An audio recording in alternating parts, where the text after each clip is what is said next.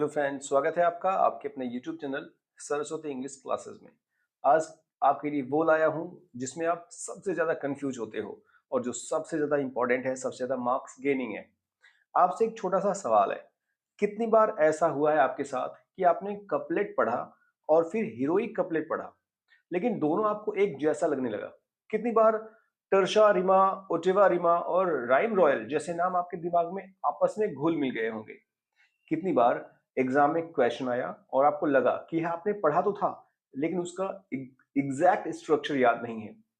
अगर यह सब आपके साथ हुआ है तो आप अकेले नहीं हैं। हर साल हजारों कैंडिडेट्स टीचिंग एग्जाम्स जैसे TGT, PGT, assistant professor, D triple S B और यूजीसी नेट की तैयारी करते हैं।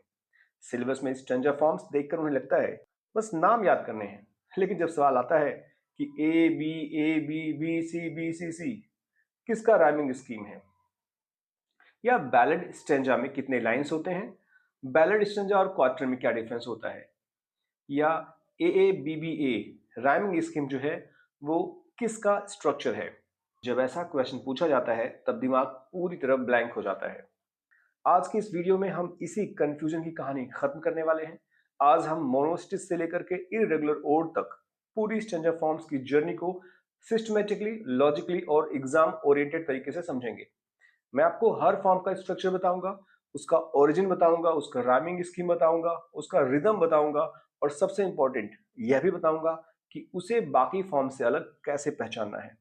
लेकिन एक जरूरी बात यह है कि वीडियो थोड़ा लंबा होगा, क्योंकि कंप्लीट क्लैरिटी शॉर्टकट से नहीं आती। फिर भी मैं प्रैक्टिकल अप्रोच रखूंगा और हर फॉर्म को रिसर्च थेसिस की तरह बहुत डीप में नहीं ले जाऊंगा, क्योंकि अगर हर एक को माइक्रोस्कोपिक लेवल पर समझाया जाए तो वीडियो कई घंटों की हो जाएगी। हम फोकस उसी पर करेंगे जो एग्जाम में आता है, जो कैंडिडेट्स को कंफ्यूज करता है और जो मार्क्स दिलाता है। बहुत सारे कैंडिडेट्स स्ट्रेंजा फॉर्म्स को रटते हैं, लेकिन आज हम उन्हें समझेंगे और जब स्ट्रक्चर समझ में आ गया तो एमसीक्यू हो या डिस्क्रिप्टिव क्वेश्चंस, गलती नहीं होगी। इसलिए अगर आप सच में सीरियस कैंडिडेट हैं और टीचिंग एग्जाम इंग्लिश के लिए बेस्ट, कंप्लीट और कंफ्यूजन फ्री रिवीजन चाहते हैं तो इस वीडियो को अंत तक देखिएगा। नोटबुक लेकर बैठिए, कंपैरिजन चार्ट बनाइए और आज के बाद स्ट्रेंजा फॉर्म्स आपका वीकेस्ट टॉपिक नहीं बल्कि स्ट्रॉन्गेस्ट टॉपिक होने वाला है। तो चलिए अब शुरू करते हैं इस वीडियो को। एक बात और बता दी जाए, ये सभी टीचिंग एग्जाम्स के लिए बेस्ट है। सारे फॉर्म स्ट्रेंजा के इसमें लिस्टेड हैं। एक एक करके हम चेक करेंगे कि क्या क्या हम आज इस वीडियो में पढ़ने वाले हैं। एक बार इसे चेक कर लीजिएगा, आप चाहें तो स्क्रीनशॉट ले लीजिए, नोटबुक में नोट जरूर कर लीजिएगा, बहुत इंपॉर्टेंट है, बहुत सारे एग्जाम से पूछा गया है। 1 to 23 तो बहुत सारे एग्जाम से पूछा गया है, इसलिए हर एक फॉर्म आपके लिए बहुत आवश्यक है लिखना। और साथ में ये जो और फॉर्म्स हैं जो अब किसी एग्जाम में आने वाले हैं, पूछे जा सकते हैं, इसलिए आप कहीं भी किसी भी तरीके से कोई भी संज्ञा का फॉर्म आप ना छोड़े, इसके लिए हमने इसके बारे में भी थोड़ा सा बताया है। तो शुरू करते हैं इस वीडियो को एक एक करके। क्या होती है डेफिनेशन? हालांकि डेफिनेशन नहीं पूछा जाएगा, लेकिन अगर डिस्क्रिप्टिव एग्जाम के लिए आप तैयारी कर रहे हो तो आप इसे जरूर ध्यान से देखिएगा। एक स्टैंजा जो होता है एक ग्रुप ऑफ लाइंस होती है पोएम में, जो मीटर, राइम और नंबर ऑफ लाइन से अरेंज्ड होती है। इसमें राइम और रिदम भी होती है। जैसे एक पैराग्राफ होता है स्टोरी में, वैसे स्टैंजा होता है पोइट्री में, जिसमें थॉट्स होते हैं, रिदम होते हैं और राइम होते हैं। एक और बड़ी बात आपको डिफरेंशिएट करना चाहूंगा, रिदम और राइम में क्या डिफरेंस है, इसे जरूर ध्यान दीजिएगा। रिदम और राइम क्या होता है? रिदम होता है आपका pattern of stressed and unstressed syllables. वो दा दम आपको शायद याद हो, डा डा डम वाला टाइप का, कि एक स्ट्रेस है, एक अनस्ट्रेस है, या अनस्ट्रेस है, स्ट्रेस है, यानी आयम है, ट्रॉकी है, एनापेस्ट है, जो भी आपके सिलेबल्स के रूप में आते हैं वो आपके रिदम होते हैं। और राइम होता है वो जब आप किसी भी पोएम को, किसी भी गाने को लास्ट में आप देखते हो, जिसे हिंदी में तुकांत कहते हैं। जैसे मछली जल की रानी है, जीवन उसका पानी है, तो ये रानी पानी जो है यही राइम है, यही राइमिंग वर्ड्स है और इसी का राइमिंग स्कीम होता है ए बी करके, जो आपने पढ़ा होगा। स्टेंजा जो है वो इटालियन शब्द से लिया गया है, आपको ये याद होना चाहिए। इसका मतलब होता है रूम या स्टैंडिंग प्लेस। रूम का मतलब यहाँ पे जैसे कि एक घर होता है, घर में जैसे एक रूम होता है, वैसे ही पोयम में एक स्टेंजा होता है। कई सारे स्टेंजास को मिलकर एक पोयम बनता है, वैसे ही कई सारे रूम से मिल करके एक घर बनता है।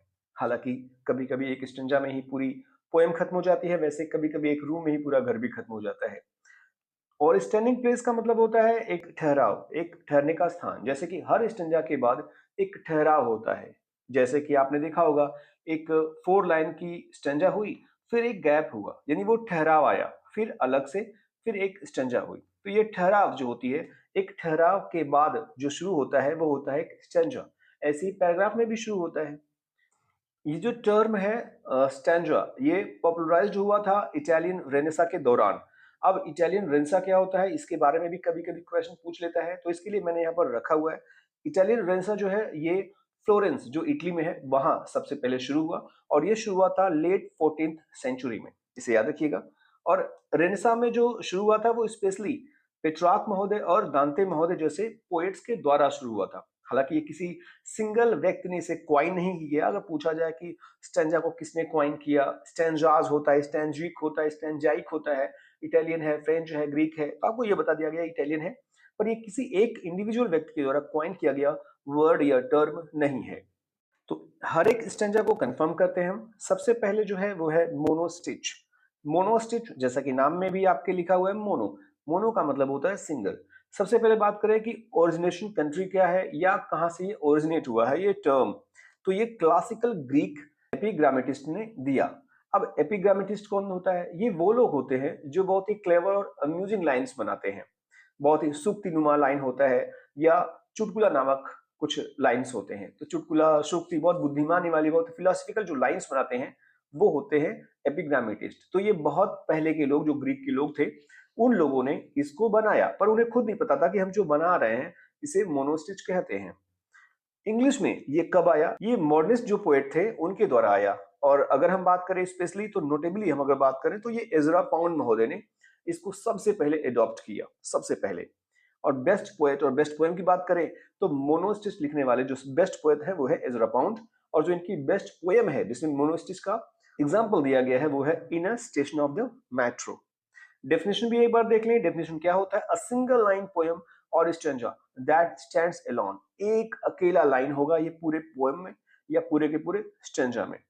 कंट्री की बात की जाए, किस कंट्री में इसका ओरिजिनेशन हुआ, तो जैसे कि आपको बताया ये ग्रीक है, तो ग्रीस में, ग्रीस कंट्री में ये सबसे पहले आया। और ये 20th सेंचुरी में एंग्लो अमेरिकन पोएट्री में यूज हुआ। क्योंकि आपको पता है कि एजरा पाउंड महोदय जो है ये अमेरिकन पोएट है।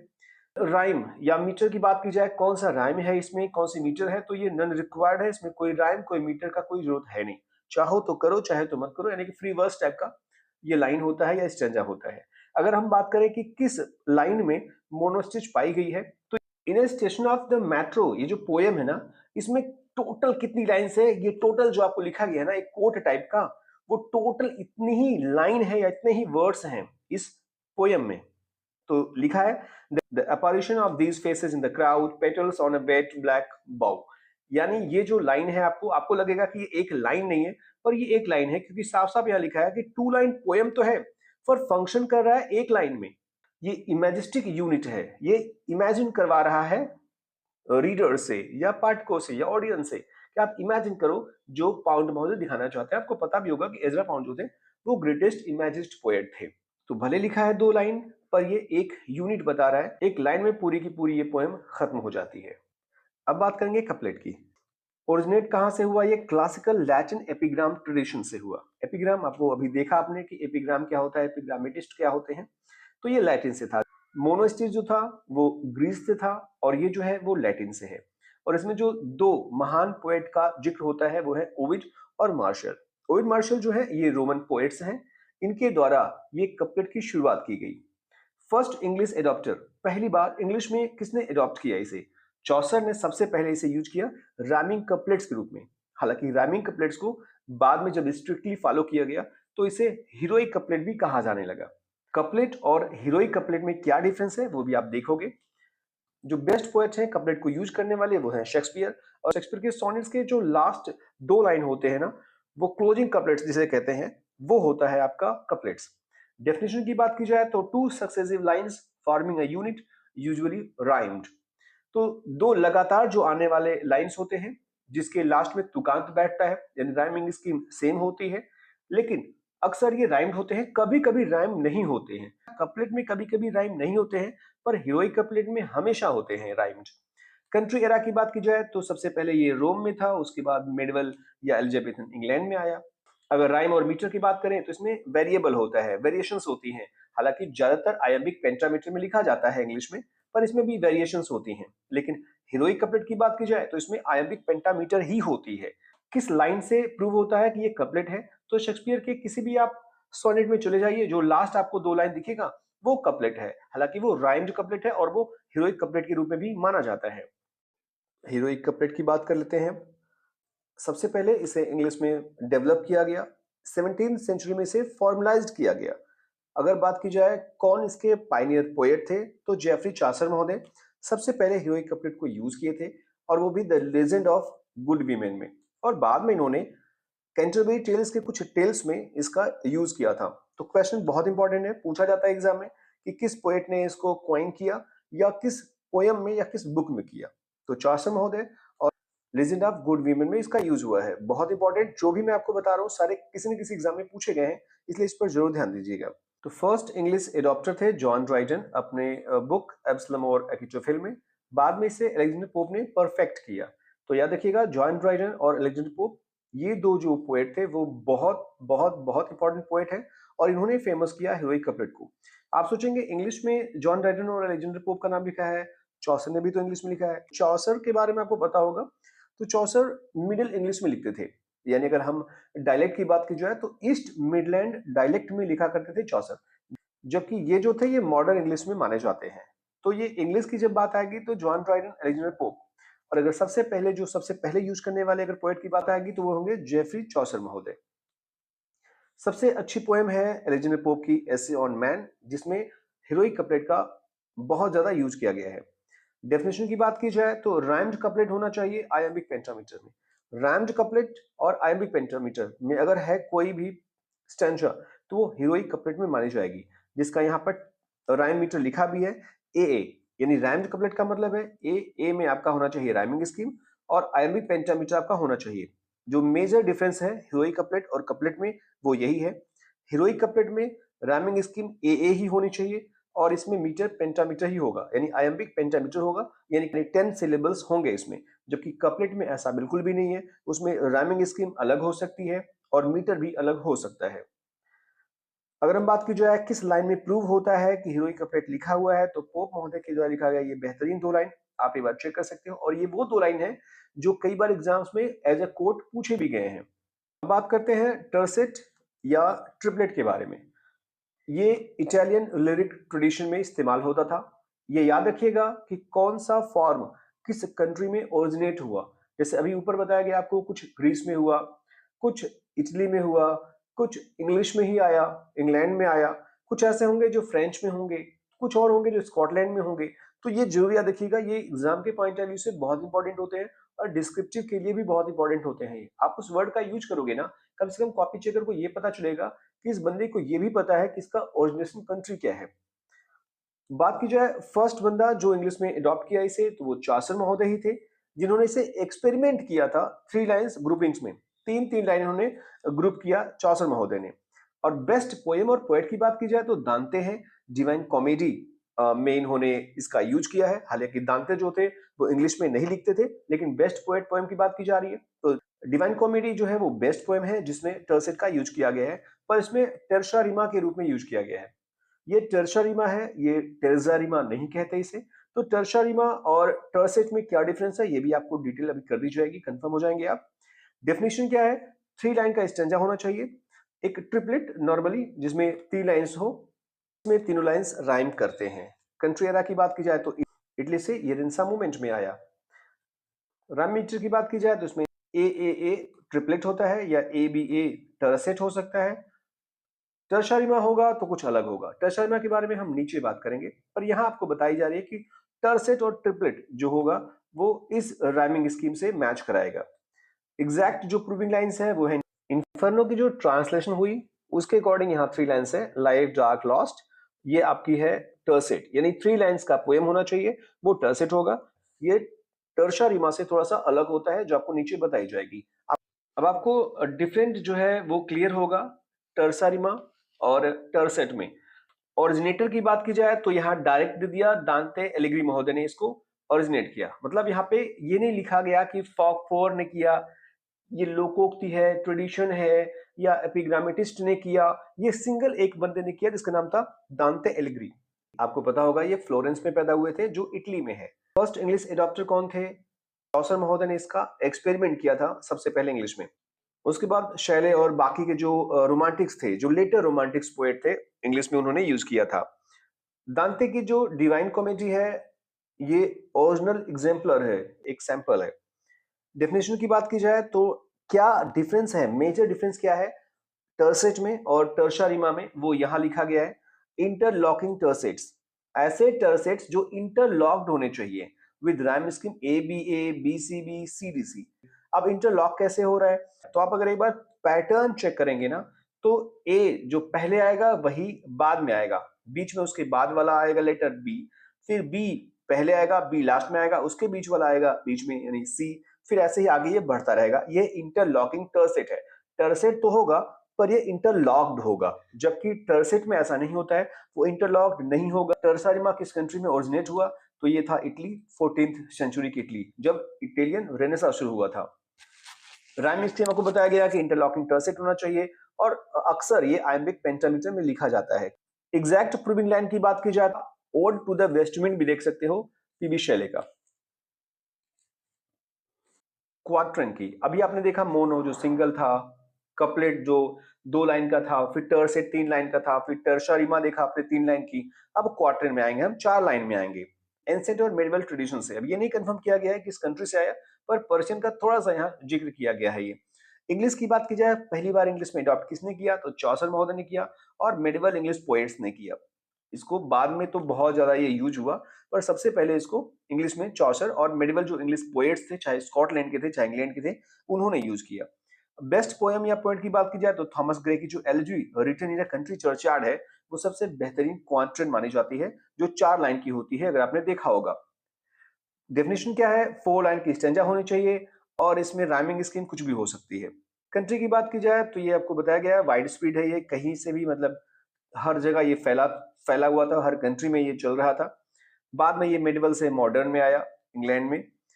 अगर राइमिंग स्कीम की बात की जाए या मीटर की बात की जाए तो A B B B A B C B, मतलब किसी भी तरीके से राइमिंग स्कीम हो सकती है। और मीटर भी वेरीज करता है, यानी कि मीटर में भी वेरिएशंस होते हैं। एग्जैक्ट प्रूविंग लाइन आपको बताया मैंने, elegy written in a country churchyard, Thomas Gray की लिखी हुई वो लाइंस, ये 4 लाइंस आपके सामने है, आपने इसे पढ़ा जरूर होगा। तो ये आपकी क्वार्ट्रन है। अब देखेंगे बैलेड स्टैंजा। बैलेड स्टैंजा भी जो होती है वो सेम होती है क्वार्ट्रन से। मैं आपको जो फॉर्म्स दे रहा हूँ वो एक दूसरे से कनेक्टेड हैं, कि अगर वो कपलेट है तो हीरोइक कपलेट से कैसे डिफरेंस है, टर्सेट है तो टर्शा रिमा से कैसे वो अलग है, क्वार्ट्रन है तो वो बैलेड स्टैंजा से कैसे अलग है, इसे आप जरूर ध्यान दीजिएगा। बैलेड की बात की जाए तो ये ऑरिजिनेटर जो है ये है इंग्लैंड और स्कॉटलैंड, यानी कि इंग्लैंड और स्कॉटलैंड में जो लोकगीत हुआ करते थे वहां से ये आया। पहली बार इंग्लिश में अडॉप्ट करने के लिए एनोनिमस है, यानी कि स्वतंत्र थे, कोई भी इसे यूज कर लेता था। बाद में इसको कॉलेज और वर्ड्सवर्थ ने अडेप्ट किया, तो इंग्लिश में कॉलेज और वर्ड्सवर्थ ने इसे अडेप्ट किया, क्योंकि आपको पता होगा कि लिरिकल बैलेड जो शुरू हुआ था एक रोमांटिसिज्म का एरा, वो हमारे वर्ड्सवर्थ और कॉलेज महोदय के द्वारा शुरू हुआ था, तो इन लोगों ने बैलेड स्टेंजा को पॉपुलराइज्ड किया। बेस्ट पोएम पोएट है कॉलरिज। आपको भी पता होगा कि the rhyme of the ancient minor इकलौती ऐसी पोएम है लिरिकल बैलेड की जो सबसे विशुद्ध बैलेड मानी जाती है। यानी कि अगर एग्जाम में ये पूछे कि लिरिकल बैलेड में सबसे अच्छी या सबसे प्योर बैलेड कौन सी है, वो है आपकी the rhyme of the ancient minor. नाम तो लिरिकल बैलेड्स है, सारे के सारे 23 जो पोएम्स हैं फर्स्ट एडिशन के 1798 वाले, वो सब के सब बैलेड के रूप में आते हैं, पर the rhyme of the ancient minor जो है वो स्पेशल प्योर एक कंफर्म बैलेड है। डेफिनेशन की बात की जाए तो 4 लाइन का ये भी स्टैंजा होता है, बैलेड भी 4 लाइन की होती है, और इसमें अल्टरनेटिंग, चाहे वो टेट्रामीटर आए चाहे ट्राईमीटर आए, तो ट्राईमीटर राइम भी हो सकता है, टेट्रामीटर भी हो सकता है। एबीसीबी इसकी कॉमन राइमिंग स्कीम होती है, तो कॉमन जब राइमिंग स्कीम पूछे तो एबीसीबी पर आप जाइएगा, इसे याद जरूर रखिएगा, एबीसीबी। कंट्री की बात की जाए तो इंग्लैंड और स्कॉटलैंड, आपको जैसे कि बताया गया, बैलेट जो है वो इंग्लैंड और स्कॉटलैंड में सबसे पहले आया। राइमिंग स्कीम आपको बता दिया गया, एबीसीबी कॉमन है ये। मीटर की बात की जाए तो फर्स्ट और थर्ड जो लाइन होती है वो टेट्रामीटर, यानी नॉर्मली आयम्बिक टेट्रामीटर, और जो सेकंड और फोर्थ लाइंस होती है वो आयम्बिक ट्राईमीटर होती है। टेट्रामीटर का मतलब होता है 4 फीट और ट्राईमीटर का मतलब होता है 3 फीट। तो कॉलरिज की ये वो लाइंस हैं एंसेंट माइनर की, जहां आपको ये बताई जा रही है कि ये बैलेड फॉर्म में है या बैलेड स्टैंजा है ये। अब आते हैं वो स्टैंजा फॉर्म में जो आप लोगों को शायद ना पता हो, लेकिन अब ये पूछा जाने लगा है। असिस्टेंट प्रोफेसर, DSSB और यूजीसी नेट में ये अक्सर देखा जाता है, इसलिए आने वाले समय में किसी भी एग्जाम में पूछा जा सकता है ये है रुबाई या रुबाइयत क्वाट्रेन। ये भी क्वाट्रेन होती है, ध्यान दीजिएगा। तो बहुत सारे क्वाट्रेन जो है वो एक दूसरे से डिफर है, पर आपको ये समझ में नहीं आता, इसलिए मैंने एक साथ रखा है ताकि अभी आपको समझ में आ जाए आसानी से। पर्शियन पोएट्स ने इसको ओरिजिनेट किया, पर्सिया की बात आ रही है, ध्यान दीजिएगा। और फेमसली अगर बात की जाए तो उमर खैयम महोदय ने इसको ओरिजिनेट किया। इंग्लिश में कब आया ये? इंग्लिश में एडवर्ड फिजराल्ड महोदय के बारे में आपने सुना होगा, उन्होंने इसे 1859 में ट्रांसलेट किया। एडवर्ड फिजराल्ड महोदय का नाम याद रखिएगा।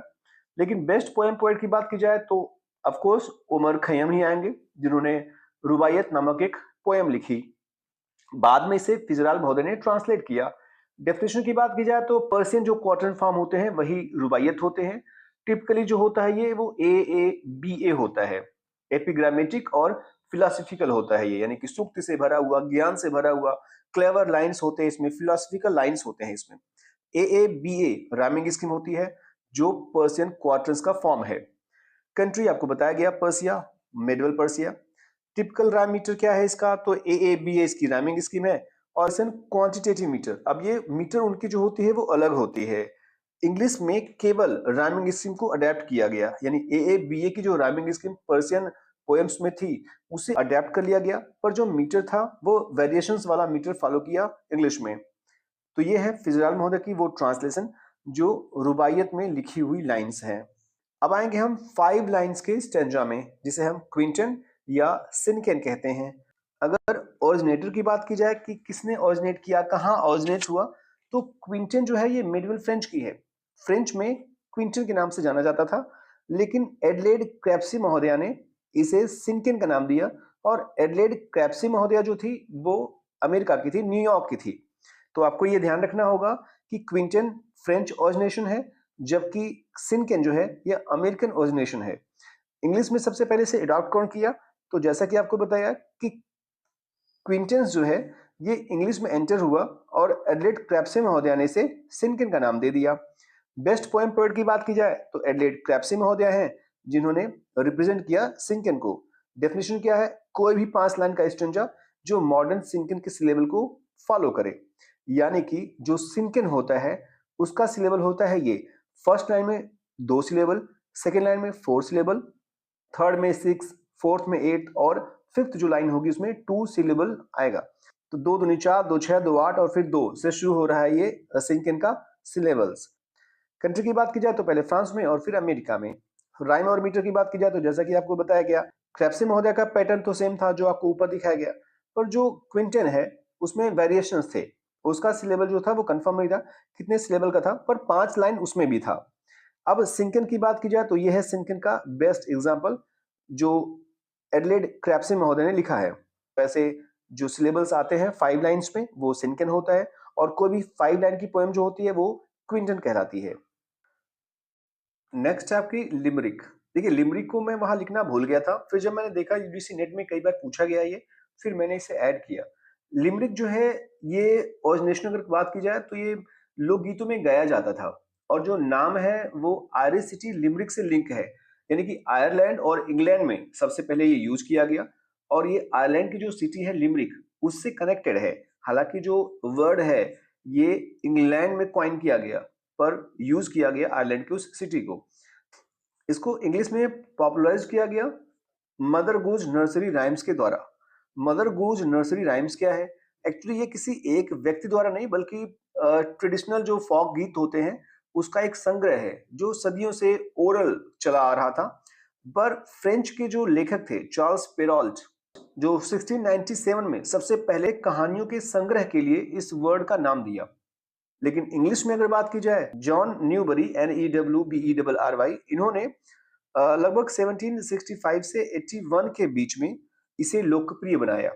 तो अगर इंडिविजुअल बात की जाए तो न्यूबेरी महोदय इंग्लिश में इसको लोकप्रिय बनाए, लेकिन वास्तव में जो मदर गूज नर्सरी राइम्स है ये एक फॉक है, कई लोगों का ये कारनामा है, कई लोगों ने मिल करके इसको गाया। तब जाके लिमरिक वर्ड यूज किया गया। बेस्ट पोएट और पोएम की बात की जाए तो एडवर्ड लेयर महोदय ने इसको पॉपुलराइज किया। ये तो जो था ये फोक लोगों ने, बहुत सारे लोगों ने मिलकर के गाया, तब जाकर के ये फेमस हुआ। और न्यूबरी महोदय ने इस वर्ड को कॉइन किया बाद में।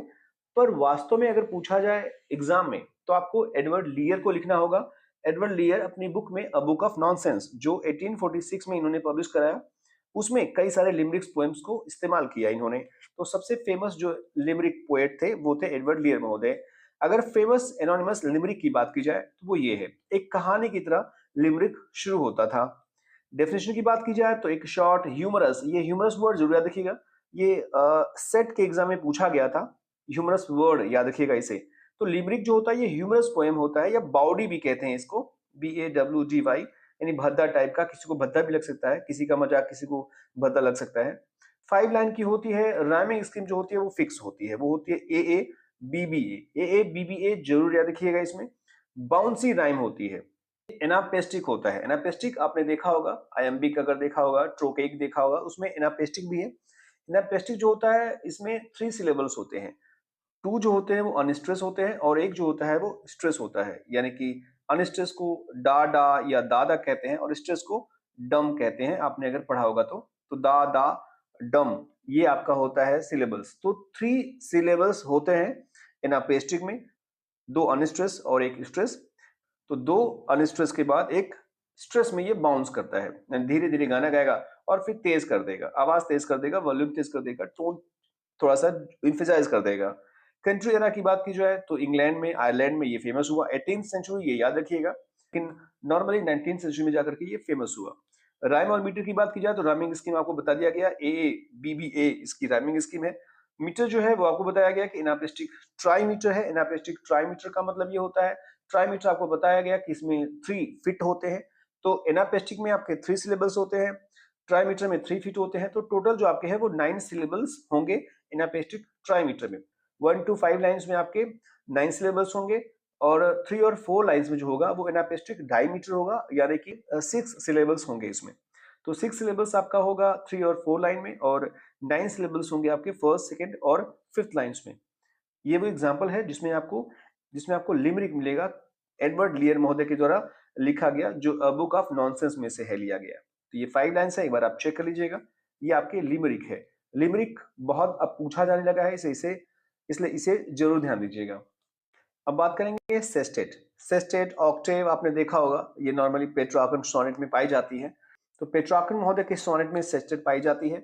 इंग्लिश में इसे किसने अडॉप्ट किया, तो इंग्लिश सोनेटियर्स, जिसमें वायट और सरे महोदय का जिक्र होता है। वायट और सरे महोदय जो थे वो इटली से लेकर के इंग्लैंड में आए सेस्टेट को। पर वायट महोदय का जो सेस्टेट था वो पेट्रार्कन को फॉलो करता था, और सरे महोदय का जो था वो एलिजाबेथन को, यानी कि बाद में जो एक शेक्सपियरियन सोनेट बना वो सरे महोदय के द्वारा बना। एलिजाबेथन सोनेट को जो शुरू किया वो थे हमारे सरे महोदय, और पेट्रार्कन महोदय की जो एक परंपरा थी वो उसको इंग्लिश में लेकर के आए वायट महोदय। बाद में मिल्टन, स्पेंसर, इन सब लोगों ने भी सेस्टेट को लिखना शुरू किया। बेस्ट पोएट और पोएम की बात की जाए तो पेट्रार्क ऑफ कोर्स यही थे, इन्होंने अपने सोनेट्स में लिखा। ऑक्टेव को परेशानियों या कुछ क्वेश्चंस के रूप में लिखा गया, और सेस्टेट को उसके रिस्पॉन्स के रूप में लिखा गया। जो ऑक्टेव में पूछा गया उसका जवाब है सेस्टेट में। डेफिनेशन की बात की जाए तो 6 लाइन के स्टैंजा को सेस्टेट कहते हैं, और ये सोनेट के सेकंड पार्ट में आता है ऑक्टेव के बाद। कंट्री एरा की बात की जाए तो इटली, ऑफ कोर्स इटली से था ये, 14th सेंचुरी ऑनवर्ड, याद रखिएगा। राइम मीटर की बात की जाए तो राइम मीटर जो है वो CDE या CDC-DCD है इटालियन में। हालांकि अब इंग्लिश में भी इसे फॉलो करते हैं, लेकिन इंग्लिश एडेप्टेशन जो है ये वेरिएशन भी रखते हैं। यानी कि ये इटालियन में तो कंफर्म है, ये सेस्टेट 2 राइमिंग पैटर्न फॉलो करता है, पर इंग्लिश में इसमें वेरिएशंस होती है। पर अगर आप मिल्टन का ये देखेंगे, जो सेस्टेट है, जो लास्ट 6 लाइन्स है ऑन हिज ब्लाइंडनेस से, तो आपको मिलेगा CDE जो इटालियन के इस फॉर्मेट को फॉलो करता है। सेस्टेट जो 6 लाइन्स की थी, अब हम 6 लाइन्स के बाद आएंगे सेप्टेट में या हेप्टास्टिच में। डेफिनेशन आपको दे दी जाए, कोई भी स्टैंजा या पोएम जिसमें 7 लाइन हो वो सेप्टेट कहलाती है। याद रखिएगा, कोई भी स्टैंजा या पोएम जो 7 लाइन की हो वो सेप्टेट या हेप्टास्टिच कहलाती है।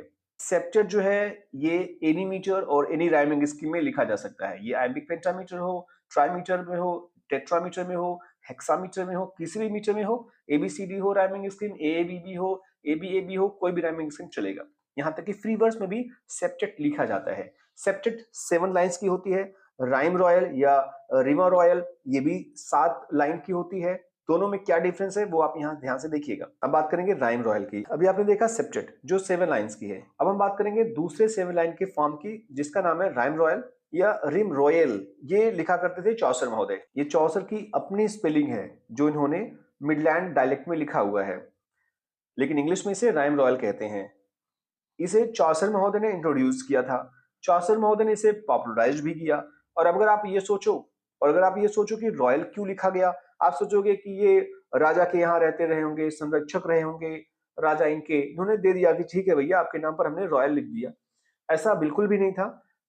रॉयल इसलिए लिखा इन्होंने, चौसर के पोएम्स को फॉलो करते थे हमारे James the first of Scotland. जो स्कॉटलैंड के राजा थे जेम्स द फर्स्ट, वो इमिटेटर थे, वो अनुयायी थे, चौसर महोदय के पोएम्स को बहुत पसंद करते थे। लेकिन जेम्स महोदय जो पोएम्स वर्स लिखते थे वो वास्तव में 7 लाइन का लिखते थे। तो जेम्स महोदय के द्वारा लिखे गए 7 लाइन के इस पोएम को या वर्स को हमारे चौसर महोदय ने फॉलो किया। चौसर महोदय ने उल्टा इन्हें ही इमिटेट करना शुरू कर दिया वर्स फॉर्म में। तो जो जेम्स द फर्स्ट लिखा करते थे वर्स फॉर्म में, वो हमारे चौसर महोदय ने लिखना शुरू किया। और चौसर महोदय ने इस 7 लाइन्स को जो जेम्स फर्स्ट लिखा करते थे उसका नाम उन्होंने दे दिया रॉयल। तो वास्तव में राइम रॉयल जो है वो जेम्स द फर्स्ट ने लिखा था, पर चौसर महोदय ने इसे पॉपुलराइज किया, इसलिए चौसर महोदय को ही माना जाता है। तो कभी गलती से अगर ये पूछ ली जाए, ऑप्शन दे दी जाए चौसर न देकर के जेम्स फर्स्ट दे दी जाए, तो आप जेम्स फर्स्ट पर टिक करिएगा। अगर बेस्ट पोएट और पोएम की बात की जाए तो ऑफ कोर्स ये जेफरी चौसर महोदय हैं जिन्होंने इसे पॉपुलराइज किया। और ट्रायलस और क्रिसीड जो बुक है चौसर की, उसमें सबसे पहले राइम रॉयल लिखा इन्होंने। दोनों पूछा गया है, राइम रॉयल किसने पॉपुलराइज किया और किस बुक में किया, ये दोनों याद रखिएगा। आप दोनों पूछा गया है क्वेश्चंस एग्जाम्स में। डेफिनेशन क्या है? 7 लाइन की स्टेंजा होनी चाहिए, आयम्बिक पेंटामीटर होनी चाहिए। देखिएगा सेप्टेट जो है वो 7 लाइन की होनी चाहिए बस, उसमें मीटर और राइमिंग स्कीम का कोई मतलब ही नहीं है। पर इसमें 7 लाइन्स की हो, साथ में आयम्बिक पेंटामीटर यानी मीटर भी हो और साथ में राइमिंग स्कीम भी हो। राइमिंग स्कीम क्या होगी? ए बी, फिर बी को रिपीट करिए बी और फिर सी को डबल रिपीट करिए सी हो गया। तो ए बी सी, ये आपका है राइमिंग स्कीम। याद रखिएगा ये पूछा गया है कई बार राइम रॉयल की राइमिंग स्कीम। तो सेप्टेट और राइम रॉयल में आपने डिफरेंस देख लिया होगा। कंट्री ईयर आपको बता दिया गया कि इंग्लैंड में 14th सेंचुरी में, क्योंकि चौसर महोदय जो थे वो इंग्लैंड के ही थे। टिपिकल राइमिंग और मीटर जो आपको बताया गया A B C rhyming pentameter के साथ। अगर आपको वो लाइन बताई जाए कहां पर ये राइम रॉयल लिखा हुआ है तो ये है ट्रायलस एंड क्रिसीड की ओपनिंग स्टेंजा। पहली जो स्टेंजा है ट्रायलस एंड क्रिसीड की चौसर महोदय के द्वारा लिखी गई, वो ये है जो राइम रॉयल को फॉलो करती है। अब हम आते हैं 8 लाइन के फॉर्म में, 8 लाइन के स्टेंजा में। अभी तक हम 7 लाइन्स में थे, अब 8 लाइन्स में आएंगे हम। पेट्रार्क महोदय ने, जैसा कि आपको बताया है, सेस्टेट और ऑक्टेव दोनों पेट्रार्क सोनेट में था, इसलिए पेट्रार्क महोदय इसमें भी आएंगे। और फिर वही वायट और सरे महोदय जिसको बाद में मिल्टन ने फॉलो किया। पेट्रार्क इसके बेस्ट पोएट हैं। इनका कैनोनिकल सोनेट्स यानी रिलीजियस सोनेट्स में ये लिखा करते थे। डेफिनेशन आपको बताया गया कि 8 लाइन की ये स्टेंजा होती है। पेट्रार्क सोनेट की सबसे पहली वाली होती है ये, इसमें प्रॉब्लम्स होती है। ऑक्टेव में प्रॉब्लम्स होती है और सेस्टेट में सोल्यूशन होती है या उसका रिस्पॉन्स होता है। ये जरूर याद रखिएगा, ये भी पूछा गया है कि ऑक्टेव में क्या होता है नॉर्मली, हमेशा नहीं, नॉर्मली ऑक्टेव में क्या होता है और सेस्टेट में क्या होता है। तो ऑक्टेव में कुछ क्वेश्चन पूछा जाता है, कुछ समस्या होती है। जैसे मिल्टन के अगर ऑन हिज ब्लाइंडनेस की बात की जाए तो ऊपर के ऑक्टेव में 8 लाइन में उनकी परेशानी थी कि क्यों मुझे अंधा किया गया, और फिर लास्ट के 6 लाइन सेस्टेट में उन्होंने खुद रिस्पॉन्स दिया है कि भगवान ये चाहता है, भगवान वो चाहता है, भगवान वो चाहता है। आपने अगर पढ़ा होगा तो शायद आपको पता हो। इसकी राइमिंग स्कीम आप देख लीजिएगा, ए बी बी यानी अब्बा अब्बा, इसकी राइमिंग स्कीम होती है ऑक्टेव की। कंट्री एरा की बात की जाए तो ये भी वही सेम, इटली और 14th सेंचुरी। राइमिंग स्कीम ये है, आयम्बिक पेंटामीटर में ये लिखा जाता है, ये याद रखिएगा, आयम्बिक पेंटामीटर यानी कि 10 सिलेबल्स में ये लिखा जाता है। ऑरेंज ब्लाइंडनेस की जो स्टार्टिंग 8 लाइन है वो है ऑक्टेव का ज्वलंत एग्जांपल। तो अब बात करेंगे ओटेवा रिमा की। इटालियन रेनेसां में आया यानी 14th सेंचुरी में आया ये, और स्पेशली बोकासियो महोदय जो थे, जो इटली के ग्रेटेस्ट पोएट माने जाते हैं, उनके द्वारा, और बाकी लोगों ने भी हालांकि इसका यूज किया, पर बोकासियो का नाम ज्यादातर यूज होता है। तो अगर फर्स्ट ओरिजिनेटर की बात की जाएगी तो बोकासियो इटालियन रेनेसां से, ये याद रखिएगा। इंग्लिश में बात करेंगे तो फिर से आपके सामने है सर थॉमस वायट महोदय, जिन्होंने एक्सपेरिमेंट किया इस इटालियन फॉर्म्स का, और बाद में इंग्लिश में जब आया तो स्पेंसर महोदय और बायरन महोदय ने इसको परफेक्ट करना शुरू किया। हालांकि बायरन महोदय को माना जाता है कि सबसे परफेक्ट या फेमस या पॉपुलराइज किया ऑटोमारिमा को, वो थे बायरन महोदय। तो बेस्ट पोएट लॉर्ड बायरन, और बेस्ट पोएम इनकी जो पोएम है वो है डॉन जुआन। हालांकि डॉन जुआन जो है ये वास्तव में स्पेनिश लैंग्वेज में लिखी गई थी, इसलिए डॉन हुआन पढ़ा जाता है, जुआन के बजाय हुआन, HWAN हुआन। डेफिनेशन क्या है इसकी? इंग्लिश लाइन स्टंजा है ये, ABABABCC। आप राइमिंग फिल्म जरूर याद रखिएगा, जो भी इंपॉर्टेंट है, और सब इंपॉर्टेंट है क्योंकि किसी न किसी एग्जाम में सब आए हुए हैं। तो अक्सर ये नरेटिव और सेटारिक जो पोएम होते हैं इंग्लिश में, वहां ये यूज किए जाते हैं। कंट्री फिर से वही कि इटली में ये शुरू हुआ, बाद में इंग्लिश रेनेसां में आया। राइम और मीटर क्या है? तो ABABABCC है इसकी, और ज्यादातर इंग्लिश में आयम्बिक पेंटामीटर में यूज की जाती है। और ये है डॉन जुआन की या डॉन हुआन की कैंटो 11 की, जो लॉर्ड बायरन ने लिखा है, जिनका पूरा नाम है जॉर्ज गॉर्डन। ये भी एक एग्जाम में पूछा गया था, लॉर्ड बायरन का पूरा नाम क्या है? तो वो है जॉर्ज गॉर्डन। जॉर्ज गॉर्डन महोदय के द्वारा लिखा गया डॉन जुआन की कैंटो 11 की ये लाइन्स है, स्टार्टिंग लाइन्स। आप एक बार चेक कर लीजिएगा। शायद आपके मन में एक क्वेश्चन होगा कि ऑक्टेव और ओटेवा रीमा में क्या डिफरेंस है, क्योंकि दोनों में 8-8 लाइंस होते हैं। तो आप एक बार फिर से सुन लीजिए, ऑक्टेव 8 लाइंस, ओटेवा रीमा 8 लाइंस। पर ऑक्टेव में कोई भी मीटर चल सकता है, आयम्बिक पेंटामीटर जरूरी नहीं है, कोई भी मीटर हो सकता है। लेकिन ओटेवा रीमा में स्ट्रिक्टली आयम्बिक पेंटामीटर में लिखा जाता है। राइमिंग स्कीम की बात की जाए ऑक्टेव और ओटेवा रीमा की, तो फ्लेक्सिबल होती है, इसमें कुछ भी हो सकता है, A B A B A B B A कुछ भी 8 लाइन की होनी चाहिए। लेकिन ओटेवा रीमा में फिक्स होता है, और ये फिक्स्ड राइमिंग स्कीम है।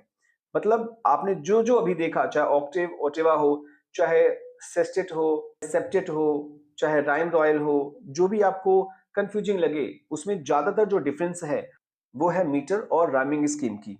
तो मीटर और राइमिंग स्कीम में डिफरेंस ही फॉर्म को डिफरेंट कर देता है। अब बात करेंगे स्पेंसरियन स्ट्रेंजा की। ओरिजिनेटर जैसा कि नाम में है स्पेंसरियन, तो एडमंड स्पेंसर महोदय ने इसको ओरिजिनेट किया, और वो भी फेरी क्वीन के लिए।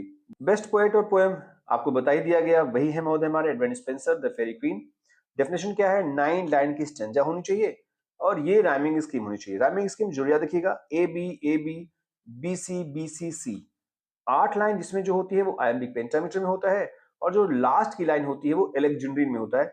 एलेक्जेंड्रीन याद रखिएगा, ये भी कई बार एग्जाम में पूछा गया है। तो 9 लाइंस का टोटल होता है, पर 8 लाइंस आयम्बिक पेंटामीटर, और जो 9th लाइन होता है वो आयम्बिक हेक्सामीटर में होता है। कंट्री एरा की बात की जाए तो इंग्लैंड में एलिजाबेथन एरा में ये फेमस हुआ। राइम और मीटर की बात की जाए तो आपको बताया गया कि ये राइमिंग स्कीम है। हेक्सा का मतलब होता है 6, तो आयम्बिक हेक्सा मतलब होता है 6 × 2 12। तो 12 सिलेबस लास्ट लाइन में होगा, और बाकी जो लाइंस होंगे आपके 8, उसमें 10 सिलेबल्स होगा, जैसा कि आपको यहाँ दिख रहा है फेरी क्वीन की।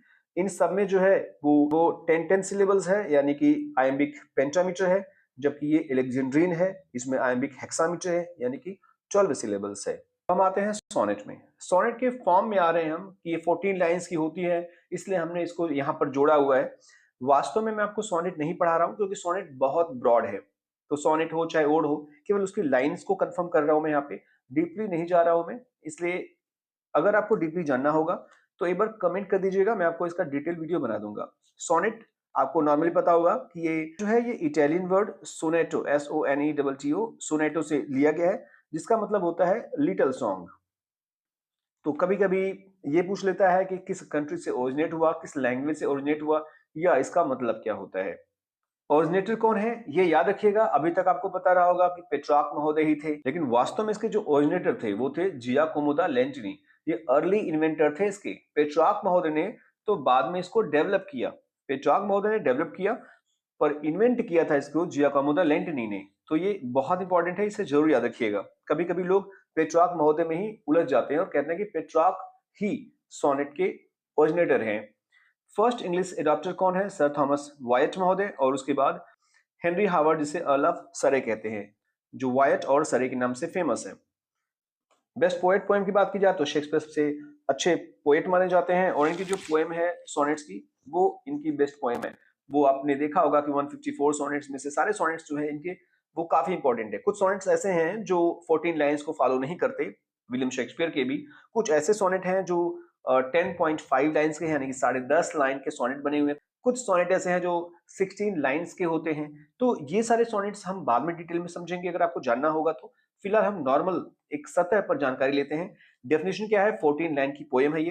पेट्रार्कन में ऑक्टेव और सेस्टेट होती है, जो आपने ऊपर देखा, जबकि शेक्सपियरियन में या एलिजाबेथन में या इंग्लिश सोनेट में 3 क्वार्टेंस होती है, यानी 4+4+4 3 क्वार्टेंस, 12 लाइंस, और कपलेट यानी 2 लाइंस। तो 14 लाइंस होती है सब में, पर शेक्सपियरियन में अलग फॉर्मेट होता है और पेट्रार्कन में अलग फॉर्मेट होता है। कंट्री एरा की बात की जाए तो ये इटली में सबसे पहले शुरू हुआ, 16th सेंचुरी में इंग्लैंड में आया ये।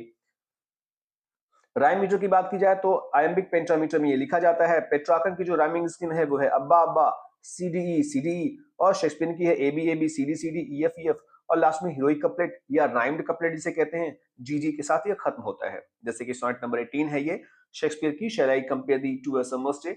ये इंपॉर्टेंट इनका फेमस सोनेट है। तो बस ये याद रखिएगा, सर थॉमस वायट महोदय जो थे ये पेट्रार्कन को फॉलो किए, और सरे महोदय ने अपना फॉलो किया, अलग सा फॉलो किया, जिसको बाद में विलियम शेक्सपियर ने फॉलो किया और उसे शेक्सपियरियन सोनेट कहा गया। तो सरे महोदय की जो सोनेट थी वो शेक्सपियरियन सोनेट बनी बाद में, और याट महोदय जो थे वो पेट्रार्कन को ही फॉलो किए और उसे पेट्रार्कन सोनेट ही कहते हैं अभी भी। अब आएंगे हम देखेंगे कुछ नया फॉर्म, विलेनेल। विलेनेल क्या होता है, ओरिजिनेशन कहां से है इसकी? तो फ्रेंच लोकगीत में ये बड़ा फेमस था और इसको फॉर्मलाइज किया गया रेनेसा फ्रांस में। इटली फ्रांस आपने देखा 14th सेंचुरी, रेनेसा फ्रांस आपको पता ही होगा, लेट 18th सेंचुरी में फ्रांस की रेनेसा हुई। फर्स्ट इंग्लिश एडॉप्टर की बात की जाए तो 19th सेंचुरी में इसका एक्सपेरिमेंट किया गया। मॉडर्न इंग्लिश जो ये है विलेनेल, वो 20th सेंचुरी तक पोएट्स के पास आई इंग्लिश इंग्लैंड में। बेस्ट पोएट पोएम की बात की जाए तो ये है डीलन थॉमस।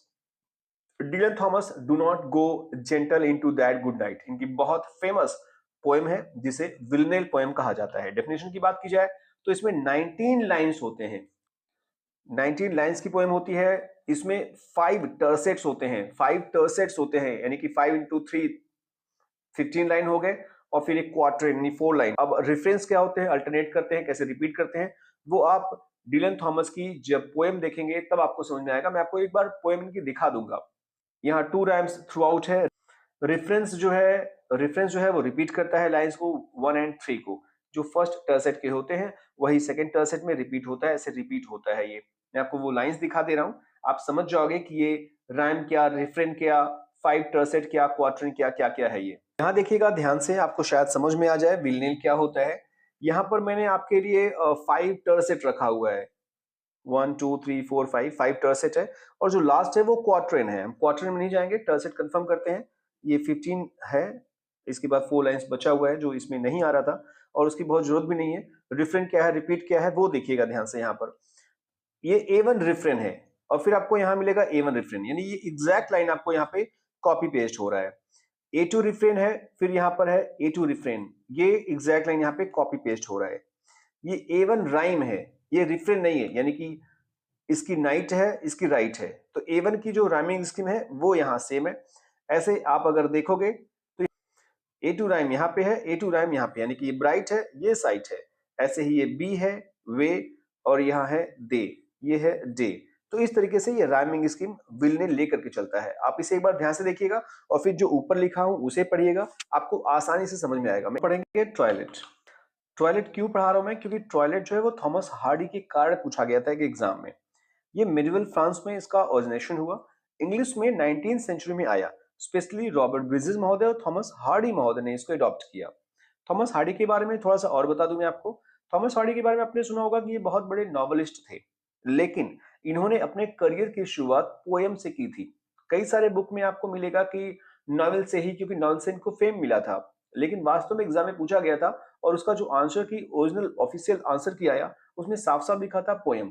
पोएम से शुरुआत किया था थॉमस हार्डी ने अपने करियर को, ये याद रखिएगा। हालांकि वो पोएम्स बाद में पब्लिश हुए, शुरुआत किया इन्होंने पोएम्स को लिखना पहले, पर पब्लिश हुए बाद में। तो पोएम्स में इन्होंने बहुत फेम नहीं पाया, लेकिन टॉयलेट को इन्होंने अपने पोएम्स में लिखा, जिसके कारण जब ये फेमस हुए एज ए नॉवेलिस्ट, तब उस टॉयलेट के बारे में भी लोगों ने बात करना शुरू कर दिया। बेस्ट पोएट और पोएम की बात की जाए तो थॉमस हार्डी जो थे वो ज्यादातर जो थे वो टॉयलेट्स यूज किया करते थे। डेफिनेशन की बात की जाए तो 8 लाइन की स्टैंजा होती है। मैंने क्यों इसको ऑक्टेव के पास नहीं लिखा, क्योंकि ये बहुत सारे एग्जाम्स में नहीं पूछा गया था, ये बहुत फेमस नहीं था, इसलिए इसको थोड़ा सा अलग किया गया है इसे। पर ऑक्टेव, ओटेवा रिमा और ट्वाइलाइट, इन सबको एक बार ध्यान से आप कंपैरिजन कर लीजिएगा इन सबका, ताकि आपको आसानी से पता हो।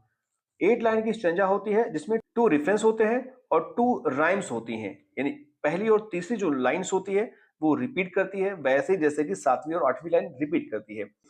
इन लाइन्स में जब चलेंगे तो आपको ये समझ में आ जाएगा कि कैसे ये लाइन्स रिपीट कर रही है या रिफ्रेन कर रही है। कंट्री की बात की जाए तो फ्रांस, ऑफ कोर्स फ्रांस में ये शुरू हुआ, फिर बाद में इंग्लिश में आया ये। राइम मीटर की बात की जाए तो राइम में देखिएगा थोड़ा सा डिफरेंस है ये और जो स्टैंजा फॉर्म्स हैं उससे बिल्कुल अलग है। इसमें ए बी फिर स्मॉल ए फिर कैपिटल ए फिर स्मॉल बी फिर कैपिटल बी, ये है क्या? कैपिटल्स का मतलब होता है रिपीटेड लाइंस। जो कैपिटल में लिखा है वो लाइन रिपीट कर रही है, जो स्मॉल में लिखा है वो राइम रिपीट कर रहा है।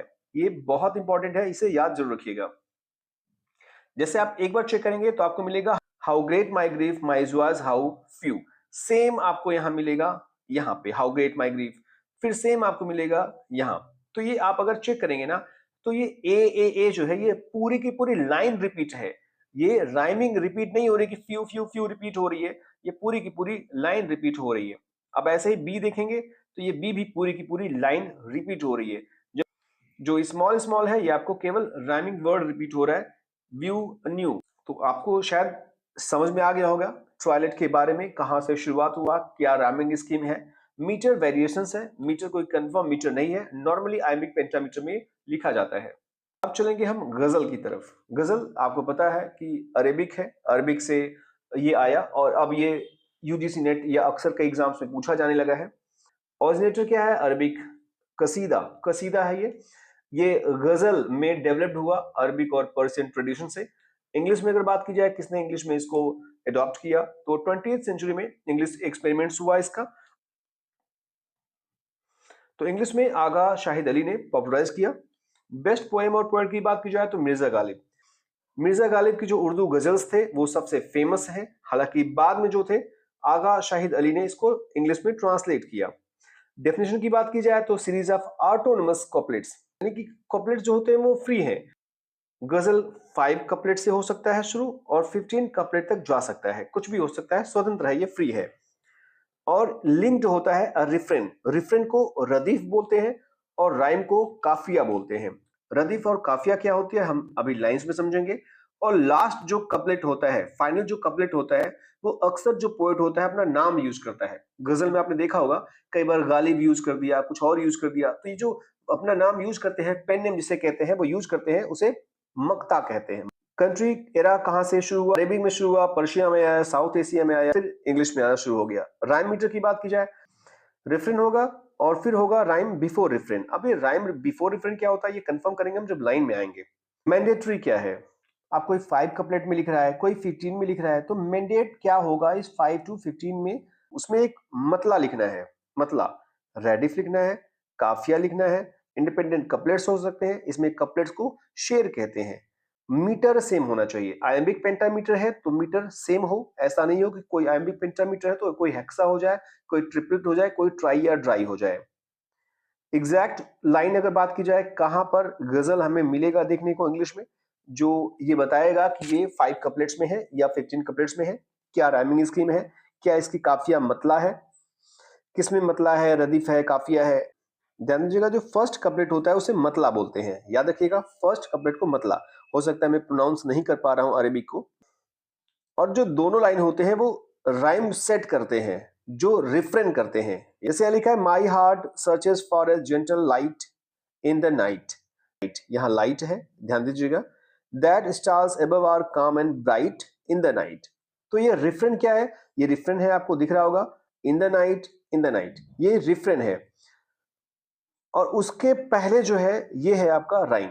आप यहां आपने देखा था राइम बिफोर रिफ्रेन, तो ये रिफ्रेन है, इन द नाइट ये रिफ्रेन है, रिपीट हो रहा है। इसके पहले आपको राइम मिलेगा, लाइट और ब्राइट।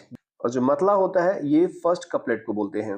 अब ऐसे चेक करेंगे ये कपलेट सेम रिपीट होगा, मतला की तरह बाकी कपलेट्स ऐसे चलते रहेंगे, दो दो लाइन दो दो लाइन दो दो लाइन चलते रहेंगे। अगर पांचवा जो कपलेट होगा ये मक्ता का होगा। इसमें जो पोएट अपना नाम यूज करेगा, पेन नेम, जैसे यहाँ पे आर्या हो गया, तो जो भी पोएट लिखेगा वो अपना नाम लिख सकता है। तो अक्सर लिखा जाता है, जरूर नहीं कि लिखे ही अगला कपलेट सेम कपलेट की तरफ फिर आगे बढ़ सकता है। तो आप देख रहे होंगे ध्यान से, अगर तो आपको साफ साफ समझ में आ रहा होगा कि इन द नाइट जो है ये हर जगह रिपीट हो रहा है। और उसके पहले जस्ट आप अगर देखेंगे तो आपको राइमिंग स्कीम मिलेगी, जो राइम करती हुई मिलेगी, सेम राइम होगी आपकी, ब्राइट लाइट राइट फाइट। मतलब आपको बताया गया पहला कपलेट मातला होता है और बाकी जो होते हैं वो शेर होते हैं, और मक्ता वो होता है जिसमें अपना पेन नेम यूज करता है पोएट। तो इस तरीके से ये 5 कपलेट में खत्म होता है गजल। अब ऐसे ही अगर 15 करना होगा तो मक्ता को लास्ट में लेके चले जाएंगे। ये कपलेट जो 4 5 है, ये कपलेट जो 4 है वो 5 हो जाएगा, 6 हो जाएगा, 7 हो जाएगा, और 15 जो जो 15वां कपलेट होगा वो मक्ता का होगा। हम आते हैं हाइक्यू में। ये जापानी फॉर्म है, इसको भी कई बार एग्जाम से पूछा जा चुका है। इसके ओरिजिनेटर है मात्सुओ बॉशो, और ये अर्लियर जो होकू ट्रेडिशन था जापान में उसको फॉलो करते थे। बाद में इसको होकू से हाइकू कर दिया इन्होंने। इंग्लिश में इसको अडॉप्ट किया गया इमेजिस्ट और मॉडर्निस्ट पोएट ने। जो इमेजिस्ट पोएट थे और मॉडर्निस्ट पोएट थे उन्होंने इंग्लिश में अडॉप्ट किया, स्पेशली एजरा पाउंड महोदय ने, जो कि इमेजिस्ट और मॉडर्निस्ट दोनों में माने जाते हैं, दोनों में पाए जाते हैं ये महोदय। इन्होंने हाइकू के इंटरेस्ट को इन्फ्लुएंस किया, इन्होंने इन्फ्लुएंस किया हाइकू के इंटरेस्ट को, लोगों तक पहुंचाया। जब एजरा पाउंड लिखना शुरू किया तो और भी लोगों ने इसको लिखना शुरू किया। बाद में 20वीं सेंचुरी में अडॉप्ट किया गया इसको इंग्लिश में। बेस्ट पोएट और पोएम की बात की जाए तो जो ओरिजिनेटर है वही बेस्ट पोएट है मात्सुओ बाशो महोदय। इनकी फेमस जो हाइक्यू है वो है ये एन ओल्ड साइलेंट पॉन्ड, जो आपको लास्ट में दिखाई जाएगी। पहले आप इसकी डेफिनेशन को देख लीजिए, जो एग्जाम में पूछा जाता है वो याद करिएगा जो अब आने वाला है। 3 लाइन की पोएम होती है, 3 लाइन। ट्रेडिशनली इसमें 575 मोराई होते हैं। मोराई का मतलब होता है सिलेबल्स। वहां मोराई, जापान में मोराई, यहाँ सिलेबल्स होते हैं।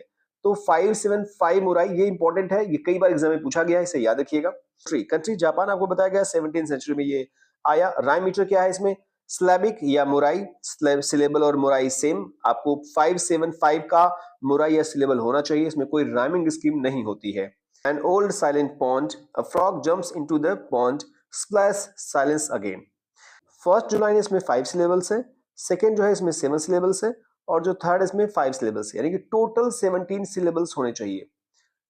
17 सिलेबल्स। एग्जाम में जो पूछा गया था वो ये कि हाइक्यू जो है वो किस लैंग्वेज में है, हाइक्यू कितने लाइंस की होती है, और जो दूसरा क्वेश्चन पूछा गया था वो ये कि हाइक्यू में कितने सिलेबल्स होते हैं। तो अब पूछा जा सकता है कि वो सिलेबल्स को आप बांटो कि हर एक लाइन में कितने कितने सिलेबल्स होते हैं, या पूछा जा सकता है इसके जो बेस्ट पोएट और पोएम है, या ये भी पूछा जा सकता है कि इंग्लिश में इसको किसने अडॉप्ट किया। अब देखेंगे हम पिंडारिक ओड स्टेंजा को। ओड नहीं पढ़ रहे हैं हम, इसलिए ओड के बारे में बहुत बातें नहीं करेंगे। जो ओड के स्टेंजा है, चूंकि स्टेंजा में कुछ लाइंस होती हैं, इसलिए हम यहाँ पे स्टेंजा के फॉर्म को पढ़ रहे हैं। ओड आपको पता होगा, पिंडारिक ओड होता है, होरेशियन ओड होता है, इर्रेगुलर, रेगुलर, कोलियन ओड होता है। तो वो बहुत सारी चीजों को नहीं पढ़ने वाले हम। जो कंफर्म करना है वो ये, पिंडारिक ओड स्टेंजा जो है वो ओरिजिनेटर पिंडार में होते हैं, जो ग्रीक कोरल ओड्स, कोरल का मतलब होता है भजन। ग्रीक में जो भजन गाते थे पिंडार महोदय अपने गीतों में, उसे ही पिंडारिक ओड स्टेंजा कहा जाता है, उसे ही पिंडारिक ओड कहते हैं।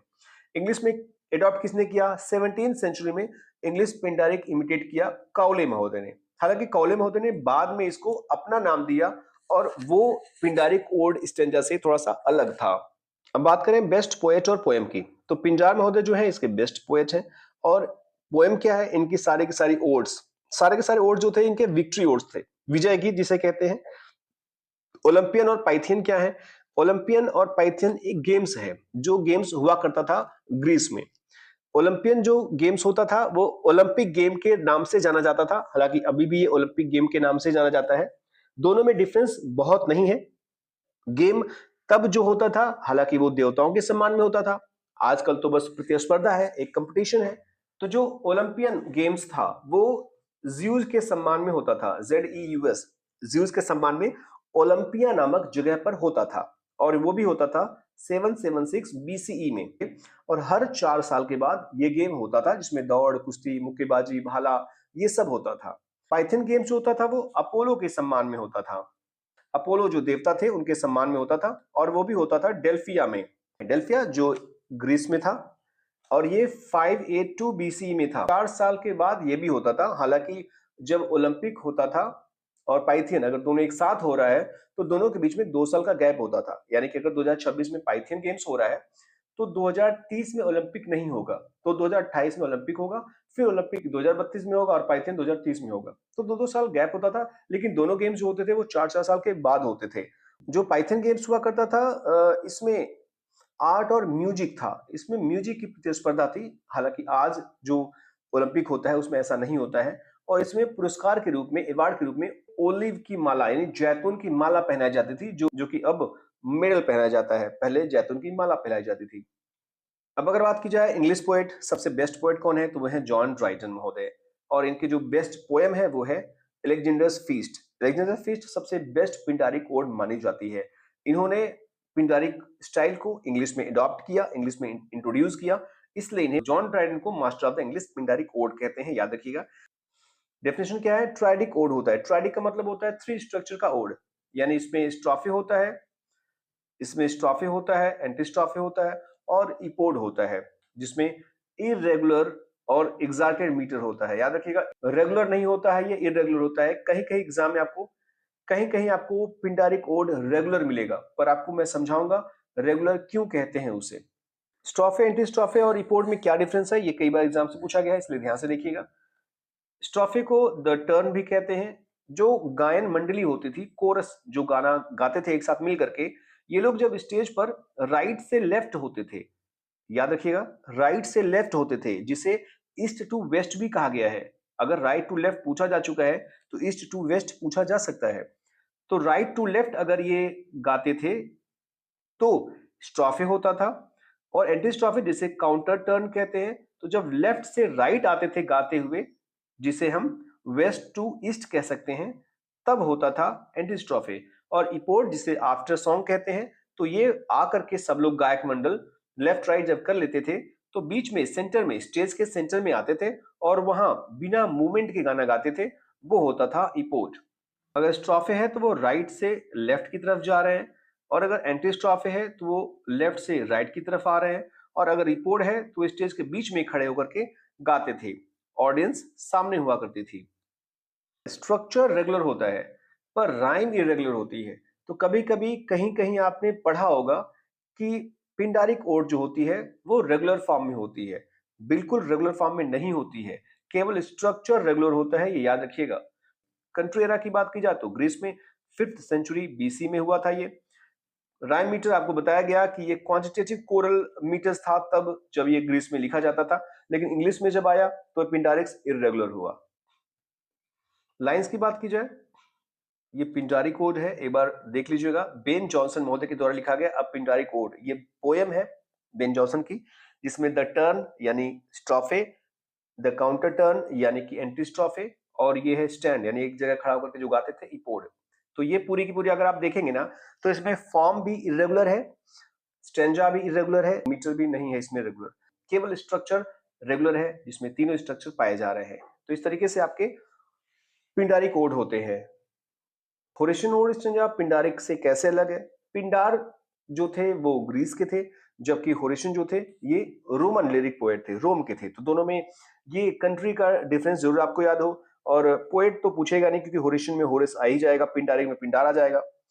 इंग्लिश में एडॉप्ट किसने किया? तो जो इंग्लिश के न्यू क्लासिकल पोएट्स थे, आपको न्यू क्लासिकल एज याद होगा जिसमें अलेक्जेंडर पोप भी थे, पर बेसिकली इसको मार्वेल महोदय ने सबसे पहले अडॉप्ट किया, सबसे पहले इसको मेजर किया। बेस्ट पोएट और पोएम की बात की जाए तो बेस्ट पोएट है होरेस, और जो बेस्ट पोएम है वो है ओड्स। ओड्स नाम ही है इनके ओड का, होरेस ने ओड्स, इसमें ढेर सारे ओड्स लिखे हुए हैं। इंग्लिश पोएट कौन है बेस्ट? तो मार्वेल, इसको जॉन कीट्स ने बाद में परफेक्ट किया। जो फेमस ओड्स हैं वो है जॉन कीट्स महोदय के ओड टू ए नाइटिंगेल और odd on A Grecian earn. ये जो दो ओड्स हैं कीट्स महोदय के, ये होरेशियन ओड को फॉलो करते हैं। कीट्स को ग्रेटेस्ट इंग्लिश राइटर माना जाता है होरेशियन ओड्स लिखने के लिए। डेफिनेशन आपको दिया जा रहा है यहाँ पे इंटीमेट, इसका जो थीम होता है वो इंटीमेट होता है। आपने ग्रेसियन में देखा होगा, इंटीमेशन उसमें है। इसमें जो स्टेंजा होती है वो रिफ्लेक्टिव होती है। रेगुलर स्टैंजिक यूनिट्स होती है, इसमें रेगुलर होता है, जबकि आपने ऊपर देखा पिंडारिक में तो वो इरेगुलर था, जो कि कंट्रास्ट है पिंडारिक से। राइमिंग स्कीम होती है इसमें A B A B, C D E C D E. ये कॉमन है, ऐसा जरूर नहीं कि होरेशियन में ऐसा ही हो, पर ये जो है स्कीम, राइमिंग स्कीम ये कॉमन राइमिंग स्कीम होती है जिसमें नॉर्मली 10 लाइन रेगुलर स्टैंजा पाई जाती है। कंट्री की बात की जाए तो रोम, क्योंकि आपको पता है कि होरेस महोदय रोम के थे। फर्स्ट सेंचुरी बीसी की बात हो रही है यहाँ पे। राइम मीटर आपने देखा अभी कि लैटिन में तो ये क्वांटिटेटिव मीटर्स था, कुछ भी लिख देते थे ये, लेकिन इंग्लिश में आकर के ये रेगुलर स्टैंजा पैटर्न्स को फॉलो करता है। ये राइमिंग स्कीम और 10 लाइन्स की होती है इसमें। अगर एग्जाम्पल की बात करें तो आप जॉन कीट्स महोदय के इन दोनों पोएम्स में से किसी एक पोएम को देख लीजिएगा, आपको समझ में आ जाएगा कि ये होरेशियन पोएट कैसे हैं। अब बात करते हैं इरेगुलर ओड या कॉलियन ओड। कॉलियन ओड जो कि पिंडारी कोड में आपने देखा था इनको कि पिंडारी कोड को इन्होंने इंग्लिश में अडॉप्ट किया था, पर इन्होंने अपना ओड भी बनाना शुरू किया जिसका फॉर्म इरेगुलर था, जिसमें कोई स्टैंजा फॉर्म नहीं था, कोई राइमिंग स्कीम नहीं थी। इसमें पोएट को फ्रीडम थी एक्सप्रेशन की, कुछ भी लिखे। एग्जाम्पल के तौर पर वर्ड्सवर्थ की ओड इंटिमेशंस ऑफ इमॉर्टलिटी और पीबी शेले की ode to the west wind, ये बेस्ट इरेगुलर ओड या कॉविलियन ओड मानी जाती है। अब दूसरे स्टेंजा फॉर्म्स के जो थोड़े माइनर स्टेंजा फॉर्म्स हैं उसके बारे में बात कर लेते हैं। सरफेस लेवल पे बात करेंगे हम, एक एक लाइन नहीं पढ़ेंगे इसका, आप एक बार चेक कर लीजिएगा, स्क्रीनशॉट ले लीजिएगा।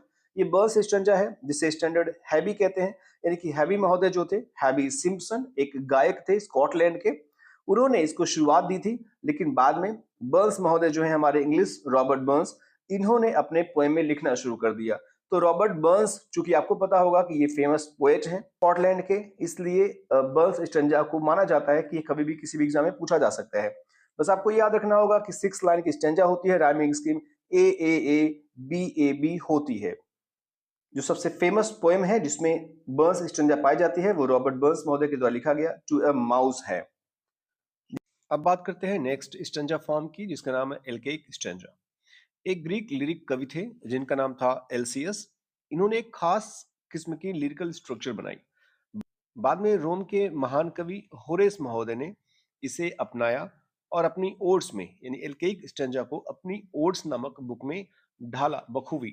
एक्चुअली ये स्टेंजा जो होती है वो 4 लाइन की स्टेंजा होती है, लेकिन इसकी खूबसूरती जो होती है वो राइम में नहीं होती है, बल्कि लॉन्ग और शॉर्ट पैटर्न में होती है, सिलेबल्स में होती है। और ये सिलेबल क्लासिकल क्वांटिटेटिव पैटर्न पर डिपेंड करते हैं। आपको शायद थोड़ा समझ में कम आया होगा, बार बार आपने देखा होगा कई सारे फॉर्म्स में ये यूज हो चुका है क्लासिकल क्वांटिटेटिव पैटर्न। अगर आपको ये समझ में नहीं आया तो मैं थोड़ा सा आपको बता दूं और एक इमेज आपको दे दूंगा ताकि आप उसके माध्यम से समझ जाएं।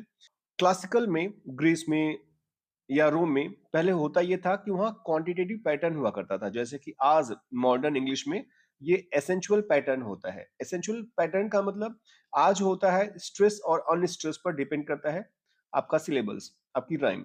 पर पहले जो होता था ये ड्यूरेशन पर डिपेंड करता था, यानी लॉन्ग ड्यूरेशन या शॉर्ट ड्यूरेशन। बाद में इंग्लिश में, अगर इंग्लिश में बात की जाए, इंग्लिश में कब ये हुआ, तो इंग्लिश में इसका सीधा ट्रांसलेशन नहीं हो पाया, लेकिन 19th सेंचुरी में टेनिसन महोदय जैसे कवियों ने इसे इमिटेट करने की कोशिश की और टेनिसन ने मिल्टन नामक एक पोएम लिखा, इसमें मिल्टन के बारे में इन्होंने बात की है। और नेक्स्ट है सैफिक स्टेंजा। एक महान ग्रीक पोएटेस जिसका नाम था सैफो, ये लेडी हैं। इस पोएटेस ने या इस पोएट ने एक ऐसी स्टेंजा संरचना दी जो आज भी अमर है। सैफिक स्टेंजा जो होती है वो 4 लाइंस की होती है। पहली जो 3 पंक्तियां होती हैं, 3 लाइन्स होती हैं, वो लंबी होती हैं, बड़ी होती हैं, और जो चौथी होती है वो शॉर्टर होती है। जो शॉर्टर होती है, छोटी होती है, उसे एडोनिक लाइन कहते हैं। तो याद रखिएगा, एडोनिक लाइन जो होती है वो शॉर्ट होती है और वो 4th लाइन होती है, और जो 3 लाइन्स होते हैं वो बड़े होते हैं। तो टोटल 4 लाइन्स की ये सैफिक स्टेंजा होती है। ये भी जो बेस्ड होता है ये क्लासिकल क्वांटिटेटिव मीटर पर बेस्ड होता है। ये विक्टोरियन एज में एसी स्विनबर्न ने इसे इमिटेट करने की कोशिश की। टंका जो है वो 8th सेंचुरी की जापानी पोएम है। ये जापानी कोर्ट पोएट्स इसे गाया करते थे, और स्पेशली मान्योशु मान्योशु के एंथोलॉजी में ये पाया जाता है। यहीं से जन्म हुआ टंका का।